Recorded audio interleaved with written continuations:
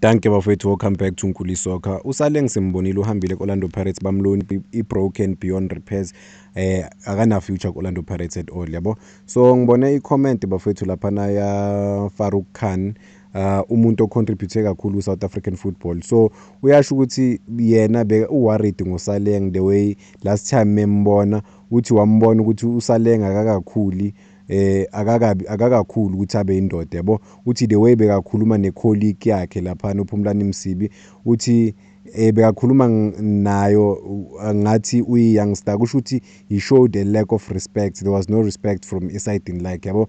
So I think we've protected Usaleng. For mina even this platform I've tried to defend Usaleng ukuthi maybe Orlando Pirates yenzani, but from elinye side like yazi ngibonile izolo, I think I've watched the game Orlando Pirates le sikhumbula ukuthi bebadlala nobobani, but ilo into ebalekile engiyibonile lapha negamini, umunyane uphethe ibhola, umunyane bedlala Orlando Pirates that time, I think it was December.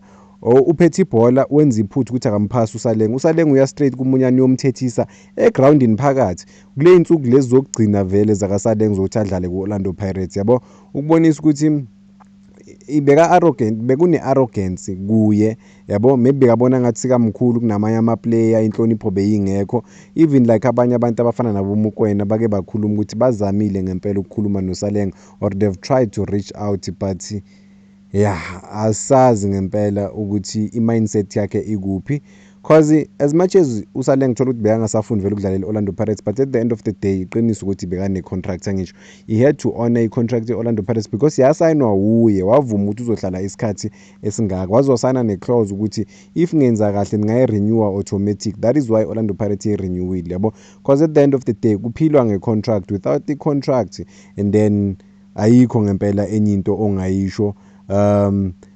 So kunzima kakhulu ukubona i-career yakhe taking a different turn, but simfisela inhlanhla. Mina I want to see uSaleng aba highly competitive. I want to see uSaleng ebuya. I want to see uSaleng inspire i-team, because simbonile ukuthi number 10 laphana kule team yakhe entsha i-Orbit College le efikayo laphana ku-Betway Premiership. So ubona ukuthi uzocontribute kangakanani, but-ke kubaluleke ngempela bafethu ukuthi ube humble ma umuntu, noma kuthiwa one of the biggest stars in the country, but iba humble bafethu. Khumbula, phatha abantu kahle nabo bazokukhumbula ukuthi ubaphatha.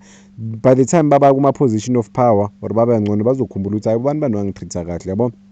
So noma kuthiwa izinto zihamba kahle kanjani, but always respect abanye abantu yabo. I think what I saw mina kule game leya for uSaleng athethisa umunyane, umbona ukuthi akanandaba nje yabo. So iba i-team player, i-arrogance ayibe phansi, ukhumbule ukuthi lama chance owatholayo, lama team lawo wadelelayo or abantu badelelayo, i-team izohlala for the next 1,000 years Orlando Pirates. Wena i-player uneminyaka nje embalwa emhlabeni. Kubalulekile ukuthi uziphathe kahle nanokuthi uphathe abantu right abaround wena yabo.